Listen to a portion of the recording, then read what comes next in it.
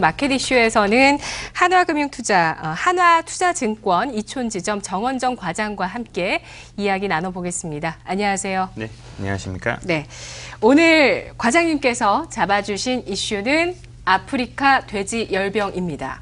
이번 주 들어서 처음으로 우리나라에서 발생했기 때문에 새로운 모멘텀이고요. 또 우리 국가적으로 방역에 총력을 기울이고 있습니다. 17일, 18일 각각 파주와 연천에서 발생했는데 이 모멘텀이 끝나지 않았다고 판단하시나요?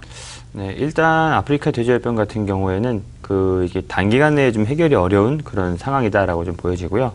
아프리카 돼지열병 같은 경우에는 사실 연초부터 해서 우리나라를 근접한 지금 나라들, 특히 뭐 중국, 베트남, 미얀마 이런 나라에서 먼저 연초에 한번 아프리카 돼지열병이 퍼진다는 얘기가 나오면서 이 관련주들이 한번 테마를 엮이면서 상승했던 부분이 있었습니다. 그리고 있다가 며칠 상승하다가 좀 잠잠해진 후에 한 6월 달쯤이었던 것 같은데 북한 쪽에서 다시 한번 아프리카 돼지열병이 이제 퍼졌다라는 얘기가 나오면서 네. 다시 한번 이제 파동이 올라왔었거든요. 그리고 나서 한 2, 3개월 정도 다시 잠잠했었죠. 그리고 이번 주 추석 연휴 끝나고 나서 이번 주 월요일, 화요일 그 사이에 갑자기 이제 아프리카 돼지열병이 국내에도 이제 확진이 됐다라는 얘기가 나오면서 이 관련 테마주들이 지금 급등하는 모습을 좀 보였습니다. 특히 이제 아프리카 돼지열병 같은 경우에는 이 고병원성 바이러스에 전염될 경우에 치사율이 100%, 치사율 100%를 가깝다는 얘기는 상당히 위험하다는 얘기거든요. 네. 걸리면 답이 없다라고 이렇게 보시면 될 것 같은데 가장 더 위험한 건 치사율 100%까지 올라간 이유는 아직까지 백신이나 치료제가 없기 때문에 치사율이 상당히 높은 그런 병이다라고 보시면 될 것 같습니다. 물론 사람에게는 아직 이제 옮겨진 사례가 없고 이거를 돼지고기를 먹는다고 해서 옮겨져서 이제 그 발병된 사례는 없긴 하지만 혹시 모르기 때문에 걸렸거나 이 주변 농가 같은 경우는 이제 발병하는 돼지가 있다라고 하면 다 폐사시키는 그런 조치를 취하고 있거든요.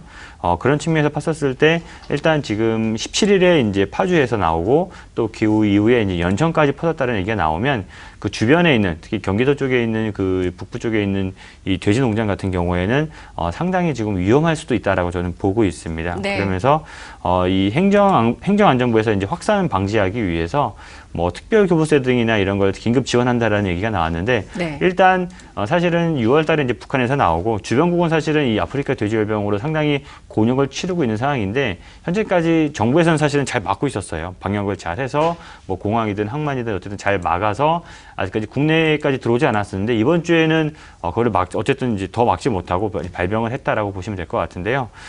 제가 봤었을 때 만약에 이 아프리카 돼지열병이 한 나라에 지금 들어왔다라고 하면 이게 없어지기까지 상당히 오랜 시간이 좀 걸린다고 합니다. 유럽 쪽에서도 그런 사고 사례를 본다라고 하고 네. 주변국 뭐 중국이나 이런 거 봤었을 때는 이 퍼진 속도도 지금 어마어마하지만 이게 없어지기까지 종료되기까지 상당히 오랜 시간 걸리기 때문에 단기간에 이게 끝나는 테마다라고 좀 보기는 어렵다라고 봅니다. 물론 이제 정부에서 아까 전에 말씀드렸지만 특별교부세가 지원되고 강원도 등 이제 어쨌든 주변 뭐 충청도나 경상도 쪽으로 퍼지지 않게 하기 위해서 방역을 하고 있지만 이거는 방역을 잘 해야지 어쨌든 막을 수 있다라고 보고 만약에 어쨌든 조그만 틈새 사실은 근데 이 아프리카 돼지열병이 꼭 돼지끼리 접촉을 막는다고 해서 이제 없어지는 건 아니고 뭐 여러 경로를 통해서 확산이 될 수 있기 때문에 상당히 단기간 내에 해결이 어렵고 이거는 조금 시간을 좀 두고서 좀 지켜봐야 된다라고 생각을 하고 있거든요. 그렇기 때문에 테마주들 사실은 이제 뭐 화요일하고 수요일날 이제 급등을 했었기 때문에 네. 오늘 대부분 테마 관련주들은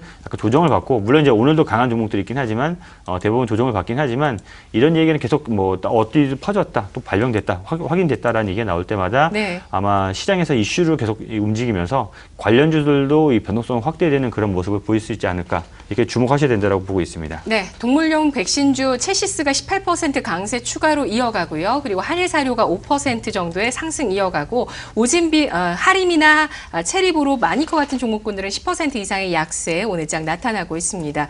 그리고 주말 동안에 태풍 소식이 있습니다. 이 아프리카 돼지열병의 전염 경로 여러분 아시나요? 돼지 분비물이라고 합니다. 그래서 바람에 따라서 좀 이동할 가능성에 대해서도 좀 업계에서 보고 있는 상황인데요. 관련주들 가운데서 주목할 종목 말씀해 주시죠.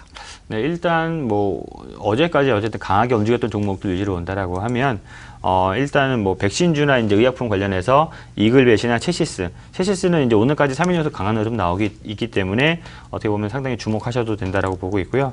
거기에 이제 닭고기 전문 가공 업체를 관련해 가지고 할인뿐만 아니라 마니코도 상당히 강한 흐름이 나왔었거든요.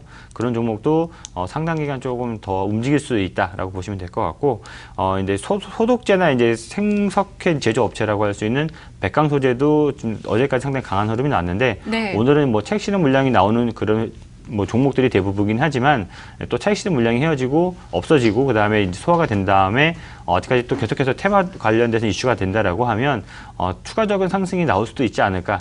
그런 측면에서는 매매 관점으로는 좀 주목하실 만한 종목들은 이렇게 앞서 말씀드린 종목들 보시는 것도 괜찮다라고 보여집니다. 네, 알겠습니다. 아프리카 돼지열병 확산과 관련한 모멘텀들 주목해 보시면서 이글벳, 체시스, 할인, 백광 소재 트레이딩 관점에서 볼 종목으로 꼽아주셨습니다. 고맙습니다.